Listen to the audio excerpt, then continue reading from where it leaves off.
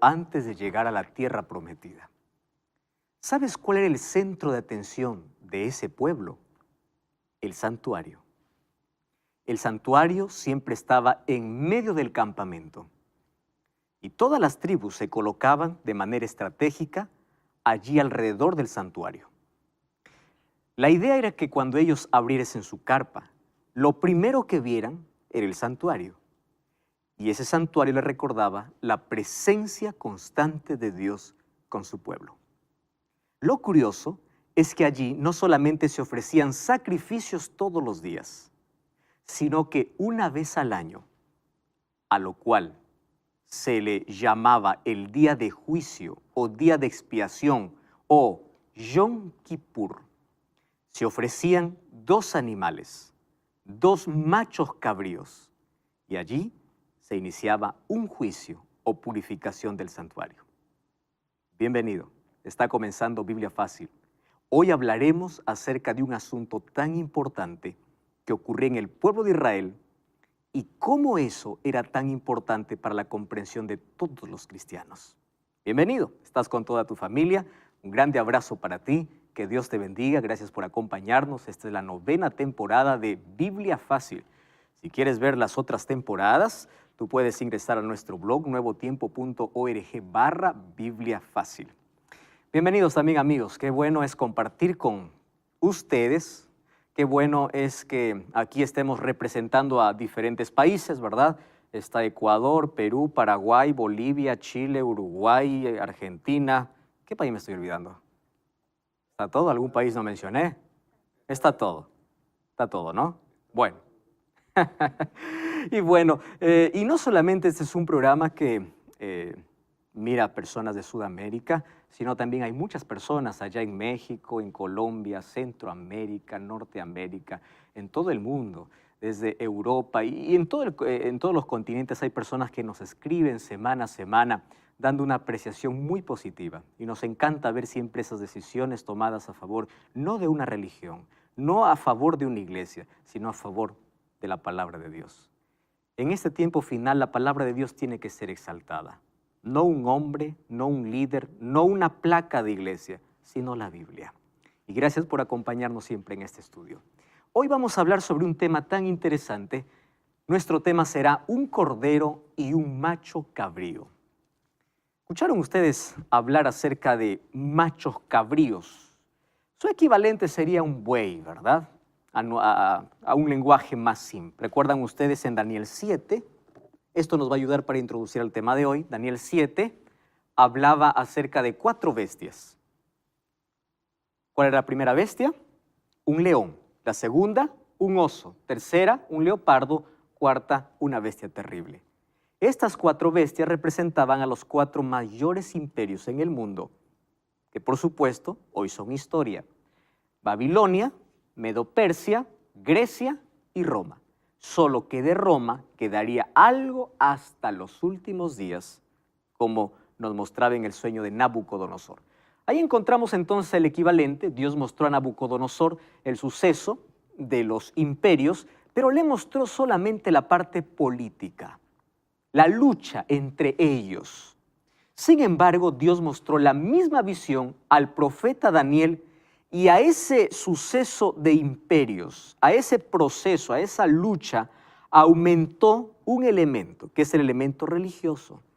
Es decir, no solamente cómo se mueve el mundo en la política, sino que cómo se mueve el diablo detrás de todo eso.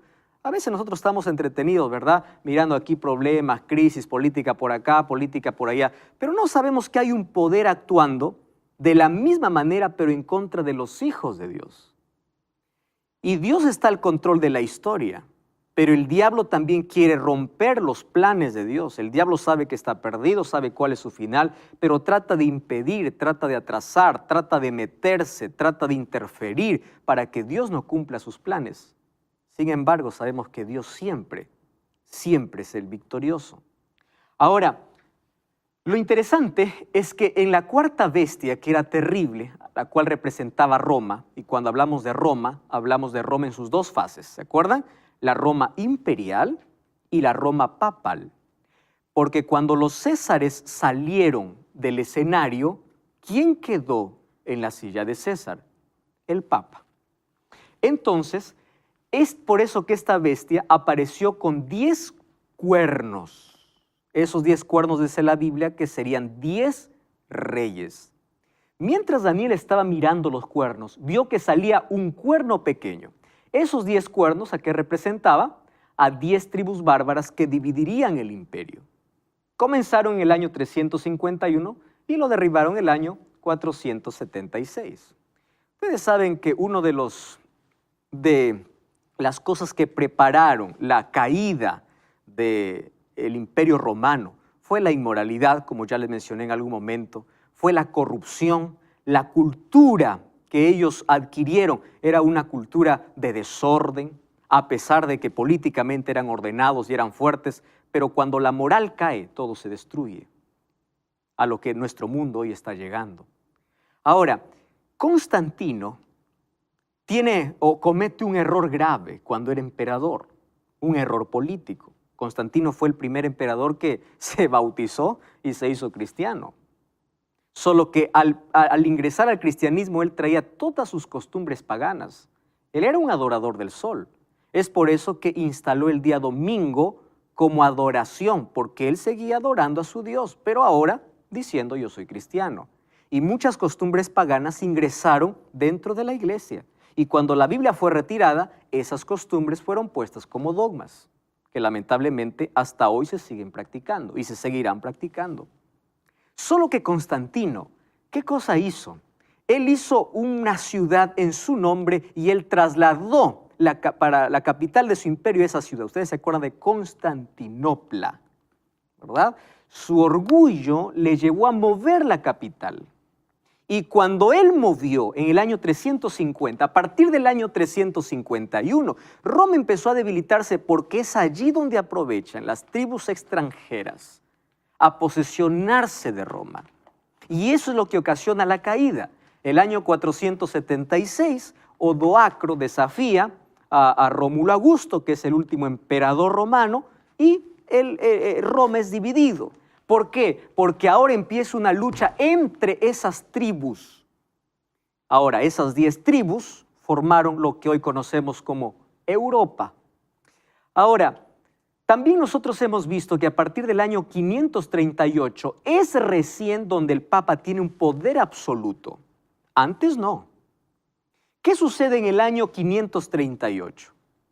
Desaparece la última tribu que estaba en oposición contra el Papa.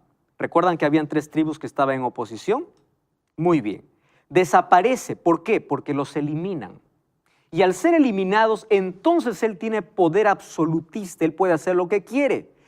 ¿Y eso cuándo termina? Termina cuando Berthier, el general, toma prisionero al Papa Pío VI en el año 1798. Allí termina. Si nosotros sumamos entonces 538, ¿verdad? ¿Y cuántos años nos falta para 1798? Exactamente son 1260 años. Eso está comprobado, corroborado en la historia. Solo que eso estaba ya profetizado.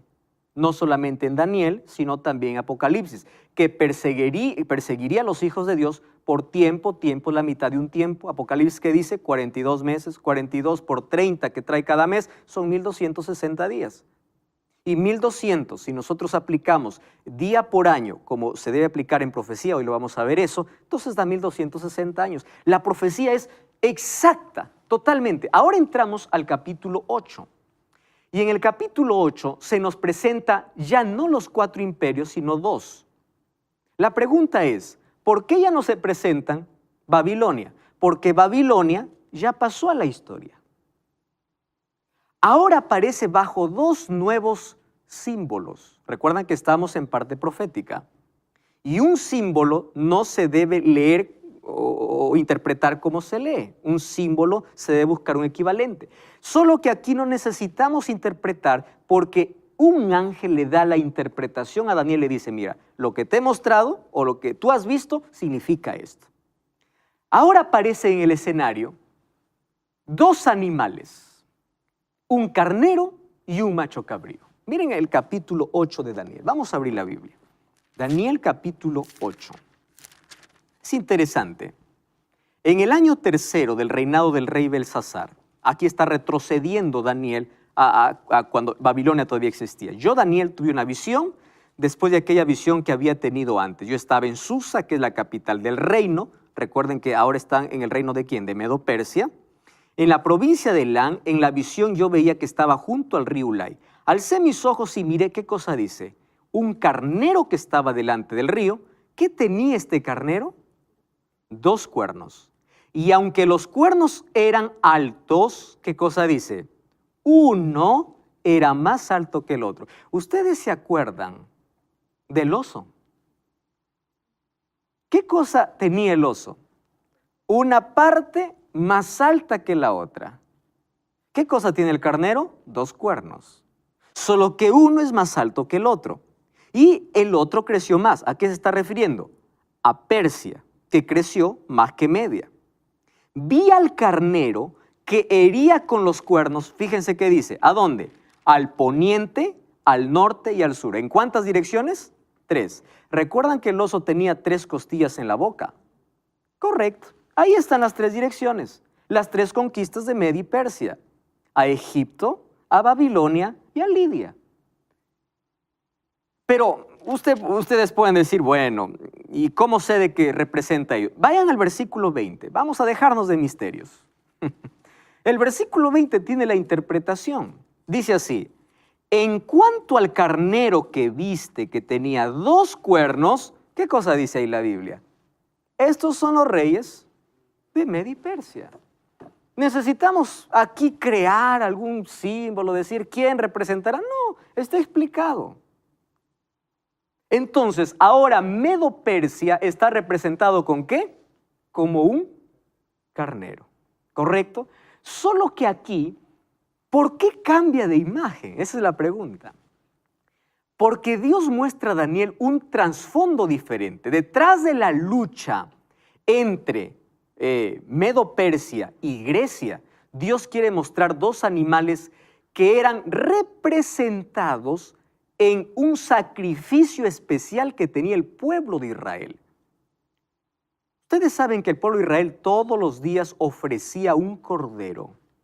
Ese cordero, ¿a quién representaba? A Cristo. Es por eso que cuando Cristo muere en la cruz, no necesitamos sacrificar más corderos. ¿Cuándo se sacrificó el primer cordero? Cuando Adán y Eva pecaron. ¿Recuerdan que Dios le dice a Adán y Eva, el día que comen de cierto morirá? ¿Recuerdan eso? ¿Murieron o no murieron ese día? No murieron. Uno dice, entonces Dios mintió. No mintió. Un cordero murió en el lugar de Adán y Eva. Ese cordero, ¿a quién representaba? A Cristo. Desde ahí comenzó un camino de sangre para que el pueblo entendiera que si yo no muero es porque alguien tomó mi lugar y es Jesús.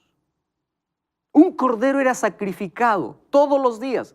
Cuando Jesús murió en la cruz y dijo consumado es, se acabó el sistema de sacrificios. Ese es el tipo de ley que fue anulada en la cruz. Ceremoniales, ceremonias. ¿Recuerdan a Juan cuando vio a Jesús qué cosa dijo? Este es el Cordero de Dios que quita el pecado del mundo.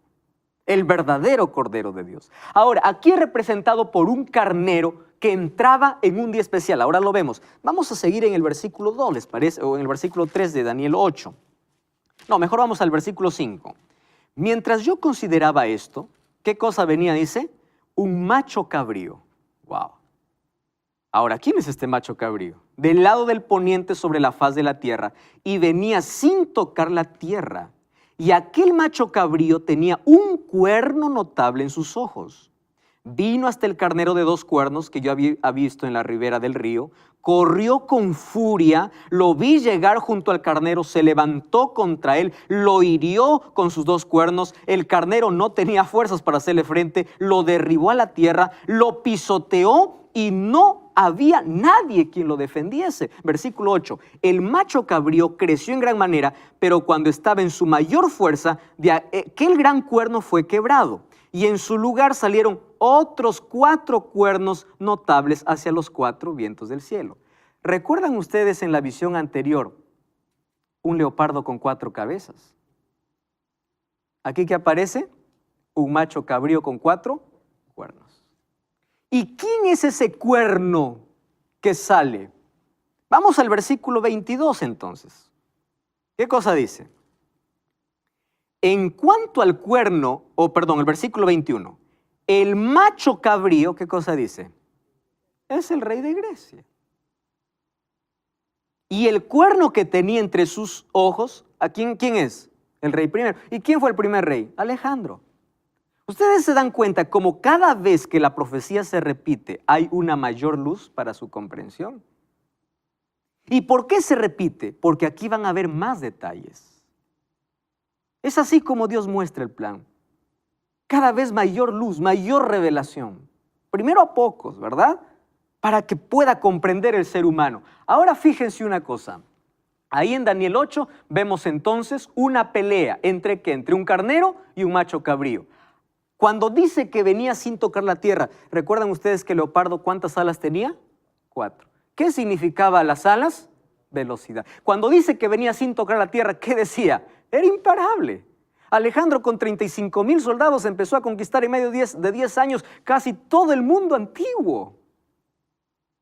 Se hizo un imperio poderoso. Ese cuerno visible, entonces se trata de Alejandro. Alejandro tuvo 3 batallas antes de vencer al rey de Media, la batalla de Granico, de Isos y de Arbela. En el año 331 pisoteó literalmente a Medo-Persia, aunque tenía más de 1 millón de soldados. Lo pisoteó. Entonces, en esa lucha encontramos a 2 imperios. Babilonia ya está en la historia. ¿Qué imperio está? Medo-Persia y Grecia. Correcto. Ahora, miren cómo lo pisoteó. Alejandro derribó por tierra, los pisoteó sin que nadie lo auxiliase. Como dice la Biblia, Susa fue saqueada. Persépolis, la capital de los persas, fue despojada y quemada. Para llevar las riquezas se necesitaron 10,000 mulas y 5,000 camellos. ¿Qué cosa les ofrecía Alejandro a sus soldados? Riqueza. Y miren la riqueza que había allí. Llevó de Susa, solo de Susa, 1,180 toneladas de oro. ¿Qué les parece? No hubo nadie quien lo defendiese, dice. Lo saqueó. Lo arruinó, lo derribó, desapareció allí en la batalla de Arbela en el año 331. Allí Medo-Persia pasa una vez más a la historia. ¿Y quién es el imperio que ahora brilla? Grecia. Ahora, ¿qué cosa sucede? Después Daniel 8:8 dice, cuando el macho cabrío se engrandeció, estando en su mayor poderío, ¿a los cuántos años comienza Alejandro? A los 25 años. Y cuando estaba en la mayor fuerza, ese cuerno, ¿recuerdan el cuerno que tenía en los ojos que significaba el rey primero? Fue quebrado. Y en su lugar crecieron 4 visibles hacia los 4 vientos del cielo. ¿A los cuántos años murió Alejandro? 33 años. Rindiendo adoración a su dios Baco, que era el dios del licor. Un día se emborrachó tanto y dijo, yo voy a tomar una copa de vino o un vaso de vino por cada ciudad conquistada. Enfermó y murió. 33 años, en la mayor fuerza. Murió. Solo que cuando murió, él no tenía heredero. Apenas tenía un hijito que venía en camino, que nació después que él murió. ¿Quién fue puesto allí para gobernar en el imperio griego? Su hermano, Filipo o Felipe. Pero ni siquiera era su hermano, era un hermanastro que no tenía liderazgo. Los 4 o 6 generales que habían destruyeron y lo sacaron, lo asesinaron. Entonces hubo una disputa entre los generales, les conté la historia, ¿verdad? Uno sobresale llamado Antígono. Antígono dice, ahora yo voy a pelear con todos, y ya lo estaba logrando. Le dice a su hijo Demetrio, mira, vamos a gobernar en corregencia, tú y yo vamos a gobernar. Cuando él está a punto de proclamarse rey, los 4 generales se declaran reyes en 4 ciudades diferentes. Entonces, ¿qué sucedió? Antígono se suicidó, Demetrio huyó y el imperio quedó dividido en 4. Ahí está entonces los 4 vientos del cielo. Entonces, ahí encontramos la interpretación. El mismo ángel le dice quién es el carnero y quién es el macho cabrío. Fíjense lo que dice ahora en el siguiente versículo. Vamos a leer el versículo 8, versículo 9. Versículo 9, dice así. De uno de ellos salió un cuerno pequeño. ¡Wow! Aquí uno puede decir, entonces salió de Grecia, porque dice, de ahí salieron 4 cuernos, que se representan los 4 generales griegos. Pero ojo lo que dice, aquí presten atención. ¿Hacia dónde fueron los cuernos? Hacia los 4 vientos del cielo. ¿Qué está haciendo referencia? 4 direcciones diferentes. ¿Correcto? Ahora dice, no dice de uno de los cuernos. ¿Cuál es la última palabra que aquí menciona? Vientos. Entonces, de uno de ellos, ¿de qué está hablando? De uno de los vientos. ¿Qué cosa era vientos? ¿Recuerdan ustedes? Guerras. ¿Recuerdan en el capítulo anterior que vimos sobre símbolo? De una de esas guerras, de esos conflictos, salió un cuerno pequeño. No salió de los 4 generales, sino de entre esas guerras por el poder. Vino un cuerno pequeño que creció mucho hacia el sur, hacia el oriente y hacia la tierra gloriosa. ¿Saben a qué llamaban tierra gloriosa? Al pueblo de Israel. Dios lo había llamado tierra prometida. Entonces aquí está hablando de Roma imperial, que está conquistando de manera horizontal, es decir, territorio. Esta es la Roma imperial. Versículo, ¿qué dice el versículo 10? Creció hasta llegar al ejército del cielo y parte del ejército de las estrellas se echó por tierra y las pisoteó. Wow, aquí no está hablando ya de la Roma imperial. Es decir, su expansión fue horizontal por territorio y luego vertical. ¿Por qué? Porque ahora se atrevió a ir ¿contra quién? Contra Dios. Contra el ejército del cielo, parte del ejército y de las estrellas. Ustedes saben qué significa estrellas en la Biblia. Líderes cristianos. Estrella también representa a los ángeles del cielo. Dice, los echó y los pisoteó. ¿De qué está hablando? Del cuerno pequeño. Aún se engrandeció frente al príncipe de los ejércitos y ahí está la palabra que queremos ver hoy. Hasta que fue quitado, ¿qué cosa dice? El sacrificio continuo y el lugar de su santuario fue echado por tierra. Ahora, pregunto aquí. Vamos a ver a nuestra comprensión, ¿verdad? Primero, Roma se expande de manera... Todos los temas que nosotros estamos viendo en esta temporada. Puedes solicitarlo, te va a llegar totalmente gratis a casa si solamente nos envías un WhatsApp, más 5512 98 100 1460. Si vives, por supuesto, dentro de Sudamérica. Si vives fuera de Sudamérica, entonces puedes descargar también el curso totalmente gratis de estudielabiblia.com.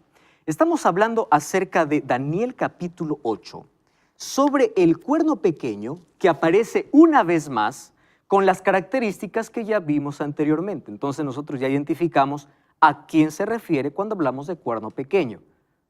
¿Qué cosa es cuerno? Poder, ¿correcto? Muy bien.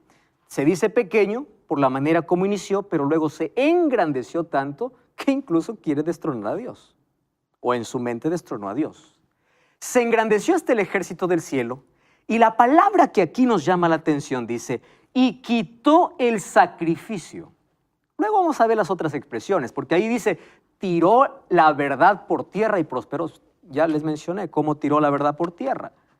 Y lo curioso es que prosperó. Ahora, ¿qué más dice? Aquí en Daniel 7, ese cuerno pequeño representa a Roma, entonces en sus dos fases, tanto pagana o imperial, cuando estaba conquistando territorialmente, y tanto la Roma papal, cuando estaba yendo en contra de Dios. Ahora, fíjense, para nosotros poder entender cómo el cuerno pequeño quitó el sacrificio diario, nosotros tenemos que ir al Antiguo Testamento. Yo les voy a contar, ahí tienen el texto, ustedes lo pueden leer y releer ahí en casa. Sin embargo, yo les voy a contar a qué se refiere cuando dice fue quitado el continuo sacrificio.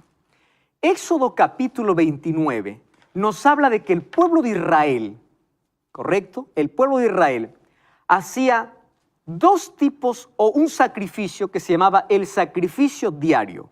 Sacrificio diario significa continuo, es decir, sin cesar, continuamente, diariamente tenían que hacer esto. Ahora presten atención. ¿En qué consistía ese sacrificio? Ese servicio diario se podía subdividir en dos. Una ofrenda por el pecado y una ofrenda por el pueblo. Ahora, presten atención. ¿Quién mató el primer cordero? Dios, en el jardín del Edén. Pero cuando estaba en el desierto, Dios quería enseñar a su pueblo a través de imágenes. Ustedes saben que nosotros aprendemos escuchando, viendo y haciendo. Y cuando uno ve, aprende, ¿verdad? Dios es tan maravilloso que empieza a explicar la salvación a través de dibujos, para que nuestra comprensión sea un poquito mayor que si solamente nos hubiese dicho.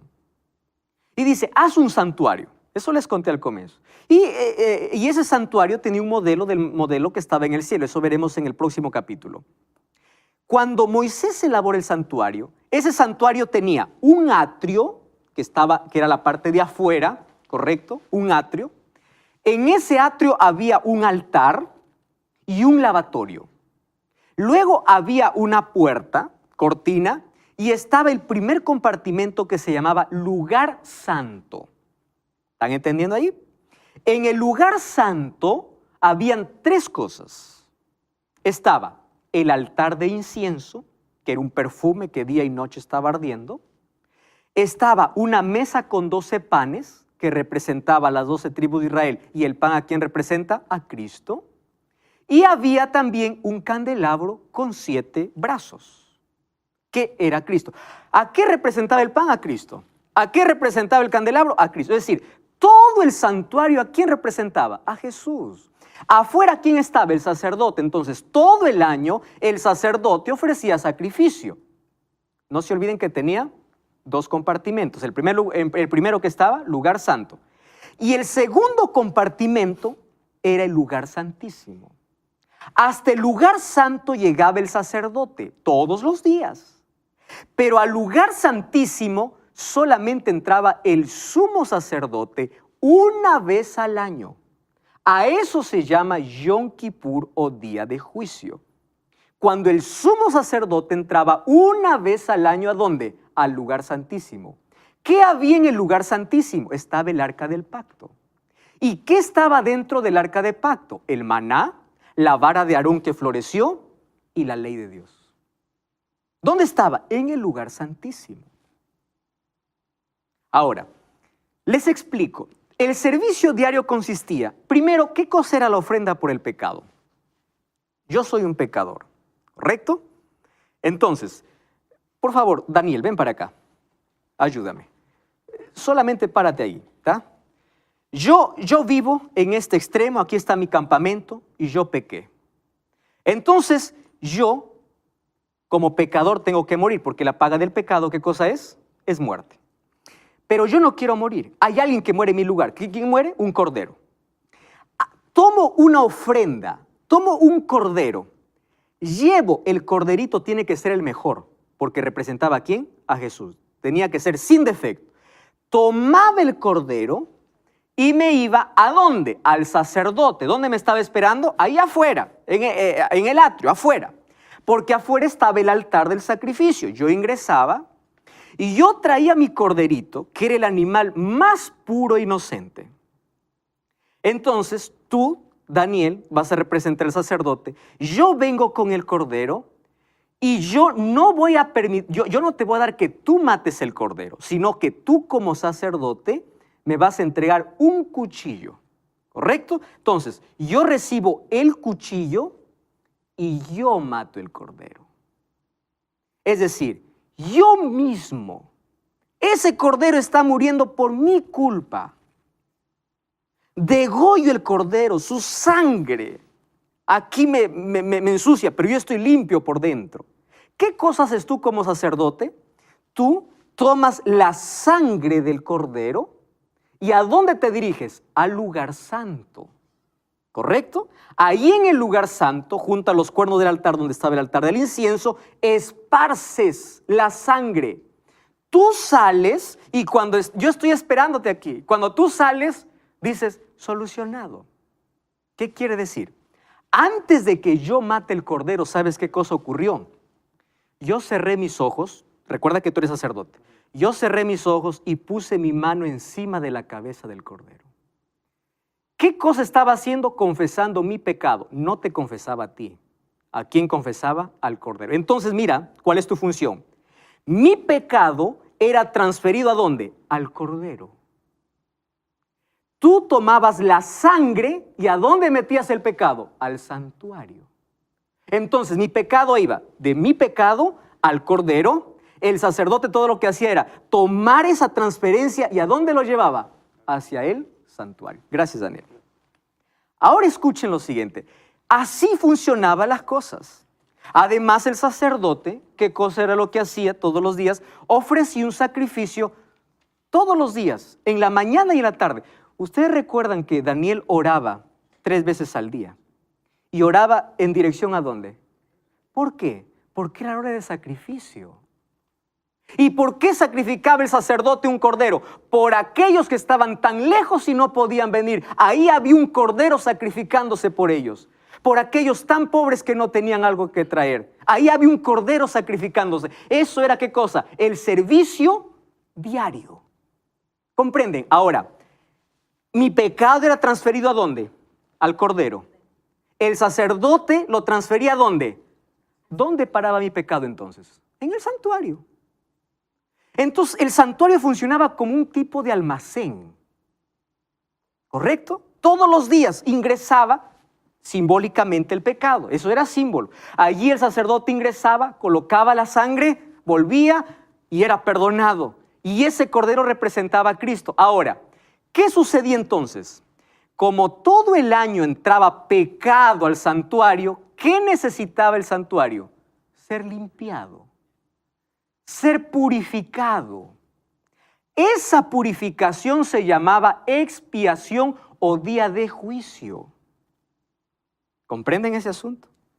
¿Por qué día de juicio? Ese día era diferente. Allí no actuaba el sacerdote. ¿Quién entraba en escena? El sumo sacerdote. ¿Qué hacía el sumo sacerdote? Él traía un becerro, traía un carnero y primero tenía que purificarse él, pedir perdón por él y por su familia, porque él ahora no ingresaba al lugar santo, sino ¿a dónde? Al lugar santísimo. ¿Y qué descendía al lugar santísimo? La Shekinah, la gloria de Dios. Ahí estaba Dios. Entonces el sumo sacerdote tenía que purificarse. ¿Qué cosa ocurría ese día? ¿Por qué era diferente? De paso, había un solo día al año y ese día tenía que hacerse. Era el 10º día del 7º mes, que era el mes de Tishri. Para nuestros días sería el 22 de octubre de nuestro calendario. Esa era la fecha. Recuerden que este es calendario judío, nosotros tenemos el calendario gregoriano.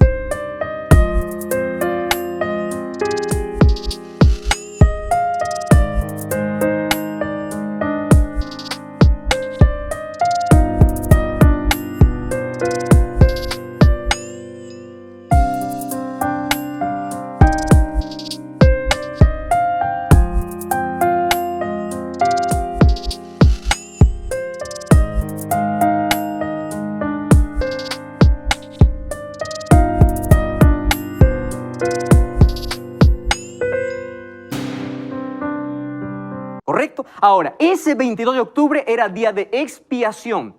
¿Qué sucedía entonces en el servicio anual? Esos los detalles están en Levítico capítulo 16.